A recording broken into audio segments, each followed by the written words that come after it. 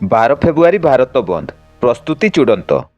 ଆସନ୍ତା ଫେବୃଆରୀ 12 ତାରିଖରେ ବିଭିନ୍ନ ଶ୍ରମିକ ସଂଗଠନ ଦ୍ୱାରା ଦିଆଯାଇଥିବା ଭାରତ ବନ୍ଦ ଡାକରାକୁ ସଫଳ କରିବା ନିମନ୍ତେ ଖଣିପ୍ରବଣ ଯୋଡ଼ାବଡ଼ବିଲ ଅଞ୍ଚଳରେ ପ୍ରସ୍ତୁତି ଚୂଡ଼ାନ୍ତ ପର୍ଯ୍ୟାୟରେ ପହଞ୍ଚିଛି। ଏଥିନିମନ୍ତେ ବିଭିନ୍ନ ଶ୍ରମିକ ସଂଗଠନ ପକ୍ଷରୁ ପ୍ରସ୍ତୁତି ବୈଠକ କରାଯାଇ କାର୍ଯ୍ୟପନ୍ଥା ନିର୍ଦ୍ଧାରଣ କରାଯାଇଥିବା ଜଣାପଡ଼ିଛି। ଏଥିସହିତ ରାଜ୍ୟ କଂଗ୍ରେସ ମଧ୍ୟ ଭାରତ ବନ୍ଦକୁ ସମର୍ଥନ କରିବେ ବୋଲି ସୂଚନା ଦେଇଛନ୍ତି।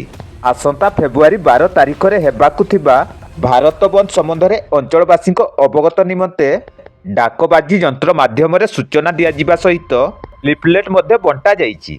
କେନ୍ଦ୍ର ସରକାରଙ୍କ ଦ୍ୱାରା 4ଟି ଶ୍ରମ କୋଡ୍ ବାତିଲ, ରାଷ୍ଟ୍ରୀୟ ଉଦ୍ୟୋଗକୁ ଘରୋଇକରଣ, ସ୍ଥାୟୀ ନିଯୁକ୍ତି ବଦଳରେ ଚୁକ୍ତିଭିତ୍ତିକ ନିଯୁକ୍ତି ଓ ଚାଷୀ ମାରଣା ନୀତିକୁ ବିରୋଧ କରି ଏହି ବନ୍ଦ ଡାକରା ଦିଆଯାଇଥିବା କୁହାଯାଇଛି। ଆଇଏନ୍ଟିୟୁସି, ଏଆଇଟିୟୁସି, ସିଆଇଟିୟୁ ପ୍ରମୁଖ ଶ୍ରମିକ ସଂଗଠନ ଏହି ବନ୍ଦର ନେତୃତ୍ୱ ନେବେ ବୋଲି ଜଣାପଡ଼ିଛି। ଅଖ, ଚକ, ଦୋକାନ ବଜାର ସବୁ ବନ୍ଦ ରହିବ ବୋଲି ଘୋଷଣା କରାଯାଇଛି।